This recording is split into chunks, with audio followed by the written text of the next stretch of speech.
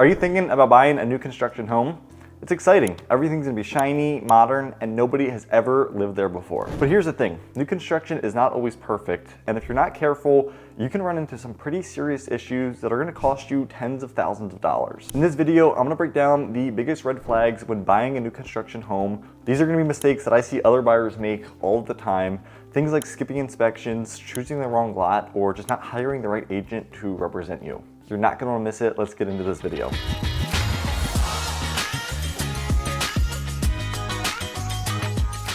Quick question, would you guys rather buy a new build home that is move-in ready, it's, literally just bringing your stuff, or would you prefer an older resale home? It might need some work, it might need some upgrades, but it's got a little bit of more character.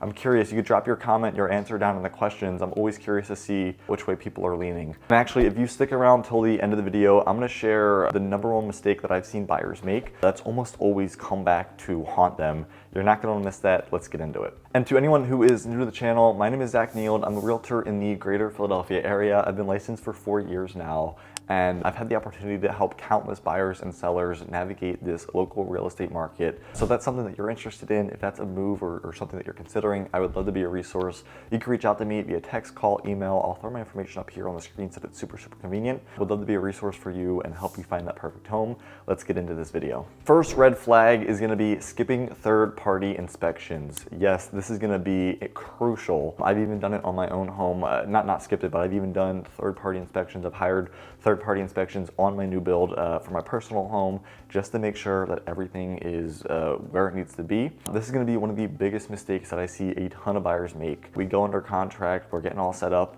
and they just never think that they need an inspection until I offer it and say, hey, listen, whenever you get an inspector in there and they say, I need an inspection. Of course you need an inspection, and we're gonna talk about why. So people always say, it's a brand new house, what could possibly be wrong? And one of the things that I always respond with is if human hands have touched it, there are definitely some mistakes. Nobody's perfect. So if human hands have made it and have touched it, there is almost certainly something wrong or something that needs to be fixed. And it's not even that the fact that they're cutting corners or trying to get it done quickly. It's just the fact that, we're all human and we're all gonna, make a cut, a slightly wrong cut.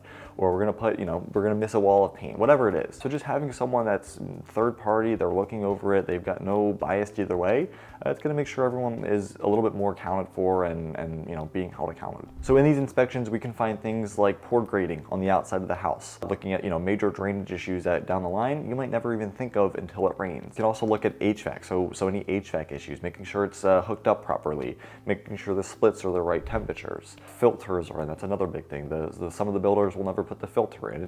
It's one more thing that you have to do or that you're not even thinking of doing that the inspector will uncover. They're gonna look for electrical shortcuts, plumbing issues. They're gonna look at it from top to bottom. We could uncover anything. And one of the most common ones that sticks out to me, I always replay it in my mind and tell buyers about it, was we were under contract on a new construction home, just about to close, and the inspector was looking at the water meter. All of the water in the house was off. And he was looking at the water meter and it was ticking and it was still going. You could tell that there was still water moving somewhere in the house. And he said, this is super odd, like everything's off, it shouldn't be moving.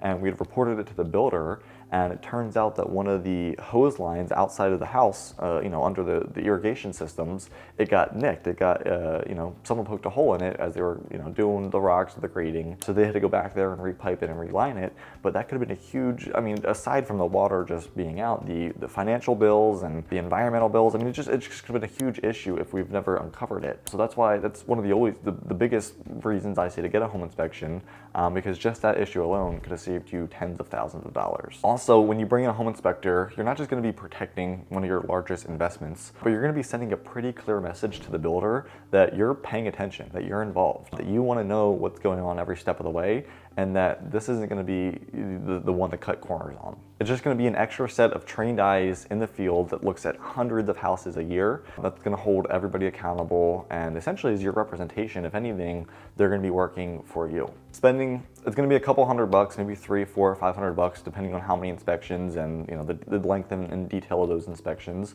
But spending it now is going to save you tens of thousands of dollars down the line, stress, headaches. It's going to make you feel a lot more confident. Red flag #2 is actually going to be pretty unexpected, honestly. It's going to be being too hands-off. So buying a new build home is not going to be a buy it, sign it, forget it process. You need to be checking in at different phases, framing, construction, drywall, make sure everything is moving along as it should be. The people that are going to run into issues are the people that are just going to show up on closing day. That's when you might uncover a lot of surprises. So here's the issue. Once the drywall goes up, any issues or problems behind the wall are now your responsibility. And this could be anything from, a lack of insulation, plumbing pipes going right into the studs, just things that you've never noticed until it's too late. So once again, by showing up, attending things, you're not just going to protect your largest investment, you're going to be showing the builder that you care, and oftentimes it's going to raise the standard of care and service that you receive. You'll have to wait until we talk about floor plans. This is going to be one of the biggest, most common mistakes that people make that they don't even realize until it doesn't work for them. All right, I've got to ask, if you guys were buying a new home, what's the number one upgrade or feature that you would have to have? Would it be a nice kitchen? Would it be a luxury bathroom, an outdoor living space? You put it down in the comments below. I would love to hear your thoughts. I'll hold it for a little bit longer.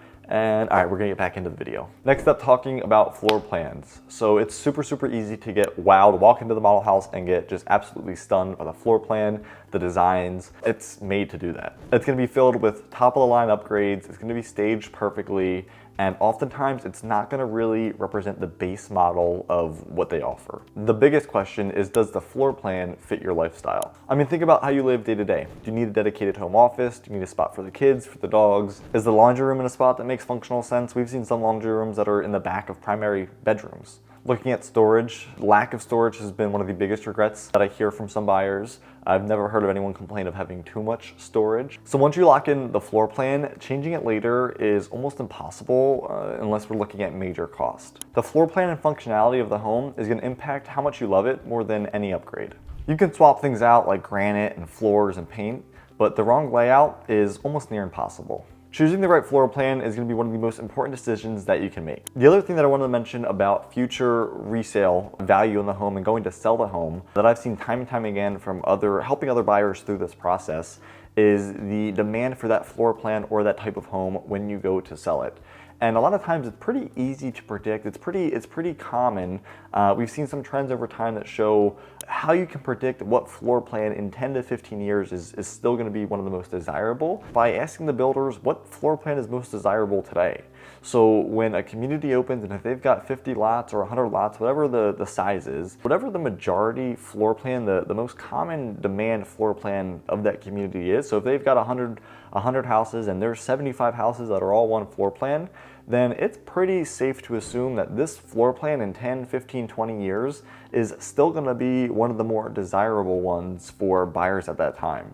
So that's another option. Another thing to consider is if you've got 4 or 5 different floor plans that you're considering, and one of them is the most popular and one of them is the least popular, then it's very safe to assume that in 10 to 15 years, the more popular floor plan is still going to be the more popular and the more desirable demand floor plan, as opposed to the one that was less of a demand, less desirable up front. It's highly unlikely that that one eventually will be more in demand. So just another thing to consider, if you've got multiple options, multiple floor plans that you're considering, I would always bound to choose the one that's a little bit more in desire now, because it just has it's got more proof that it's going to be more desirable in the future. The next red flag is going to be picking a bad lot. Not every lot is going to be created equal.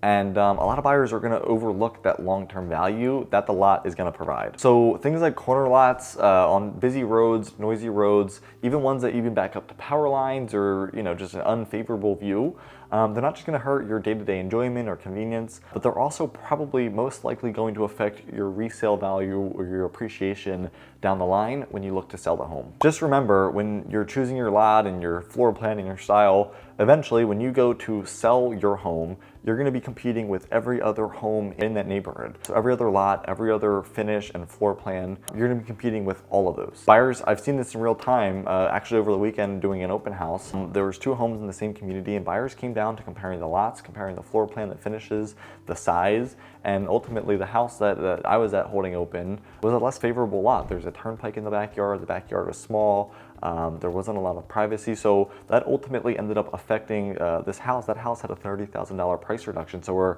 looking at real life examples of what choosing the wrong lot or choosing the wrong floor plan can do down the line. A great lot is going to be, a secret weapon, a hidden asset. And examples of that would be a lot that backs up to a lot of open space or a lot of privacy. having the right orientation for maybe natural light or a pool if you want to have the sun in a certain area and a porch in the shade. Even just being tucked away from traffic in the back of a neighborhood, whatever it is. There's so many different variety and characteristics that make up a good lot, and that's why it's important to have, well, we're going to talk about this some more in the video, but that's why it's important to have someone like myself there with you on your first appointment at the builder, looking at lots, telling you these different options of, you know, specifically, hey, in this community, I think this lot is going to be more desirable because of this, this, and this, and then we've got the opportunity to negotiate with the builder and see the best deal that we can get on the lot premiums, on the floor plans, the incentives. So that's going to be important to note too. And these things aren't just going to affect how much the home is going to sell for and necessarily the price, but also how long it takes to sell the home, right? So a less desirable home is going to take a little bit longer to sell. A more desirable home is going to sell in a week to two. So these are all going to be factors that ultimately affect just the long-term decisions of the home, not even from a financial aspect. And if you're curious what could possibly go wrong around the closing date or closing time, you're not going to want to miss this next part. Let's get into it. So next up would be not being flexible on the closing date. Builders are almost never on time. You've got weather delays, you've got supply chain issues, you've got labor shortages, I mean, you name it. We've got a ton of different factors and reasons of why these builders could push this timeline back. I've almost always seen it where, you know, it's within a week, but I've almost always seen it to where the date that they originally give from, you know, the day that you sign the contract is almost always pushed back, at least within a week or so. So you've got to be super flexible on closing. I would say provide at least a week or two flexibility, and whether it's your lease, your current situation, whatever it is, provide some flexibility with your job, travel. Just provide a week or two of flexibility of closing, because it's definitely possible that you close within that time frame. So here's something that I've learned over the time, and I think it could be super valuable to you. Go into it expecting delays. Don't go into it hoping that there's not going to be anything and it's going to be super smooth. That's super unrealistic. Because when you do build that flexibility into your mindset and your moving plans, you're going to stay in control. You're not going to feel blindsided or surprised at all. Next up would be only talking to the builder's lender. And sometimes it could be an amazing deal, super great. You've got closing costs, appliances, whatever it is, but it's not always the best deal. Obviously, the lender is there to protect the builder's interest. They're working for the builder, so they're not always necessarily looking out for you. So that's why it's also important to shop around. You want to compare rates, fees, terms with at least one outside lender. And the trick is, if you tell the builder that you're shopping around and you're comparing some rates, they might be a little bit more competitive to earn the business than just maybe assuming that, you know, you're buying a new construction home and you're automatically just going with them. I mean, I've seen situations where builders, lenders have offered a significant credit on the front end to the buyer for a rate buy down, for closing costs. But then they end up making it back on the back end with a significantly higher rate than some of the other lenders in the area. And then over time, you're paying much more in interest, and you have no idea. I mean, you would literally pay tens of thousands of dollars in interest over the life of the loan to get maybe like 5 or 10K in a seller credit. So like I said, when you bring another lender into the mix, you're going to create leverage, you're going to create competition, and it's going to ensure that you're getting the best deal possible from either party for your specific and given situation. So basically, don't just assume that the builder's lender is going to give you the best deal, just verify it. Next up is going to be not registering your warranties. It's super simple. It probably takes 10 or 15 minutes. And I see people just do it all the time, forget whatever it is. It ends up really haunting them and just biting them in the butt down the line. A lot of times people are buying new construction homes for the warranties, the brand new appliances, everything to be brand new. You are paying for those great protections. Manufacturer warranties, appliances, HVAC systems, even the roof. But the catch is that a lot of times these warranties don't just automatically activate. It takes you doing a little bit of work. You usually have to go online and register them to yourself after closing. A lot of times they'll have pamphlets or information booklets that they'll leave for you that you have to go in and do within a certain period of time. And if you skip this, or the amount of days go past, I think it's like 30 days or 15 days, you're gonna just be in for a world of trouble. I mean, imagine finding that your HVAC system stops a year or two out and you never registered the warranty, and then you have to cover the entire bill. It's not gonna be a position that you wanna be in just because you forgot or you didn't realize that you had to go online and, you know, click a simple button.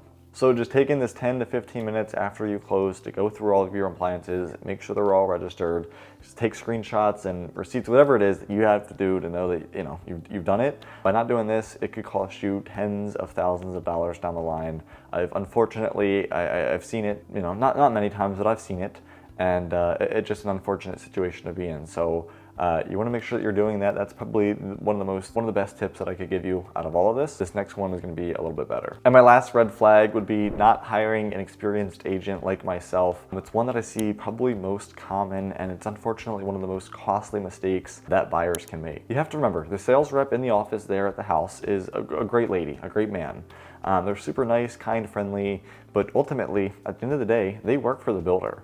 And they're representing and working for the builder's best interest, not necessarily yours. Their job is going to be protect the builder's profit, move the houses, sell the houses, and not focus on your best interest. When you bring someone like myself, an experienced real estate professional on your side, you're going to have someone who knows all of the ins and outs of the contracts, what to review, what to ask for to the lender and to the agent, of incentives, offer programs, financing incentives, all of it. We're gonna look for hidden clauses, we're gonna negotiate meaningful upgrades, and we're gonna hold and keep the builder accountable throughout the entire process. I mean, think of it as having a safety net and a strategist all at the same time. And the best part is that in most cases, the buyer isn't even comping my commission. The builder is taking care of it in most situations. So why would you get into one of the largest purchases of your life without a professional? So having the right agent is not just going to be an extra, it's going to be a necessity if you want to avoid these costly mistakes and actually enjoy the process. Okay, well, there you go. Those are the top red flags to look out for when buying a new construction house. And if you can avoid these mistakes, you're going to save yourself a ton of stress, money, and just regret down the line.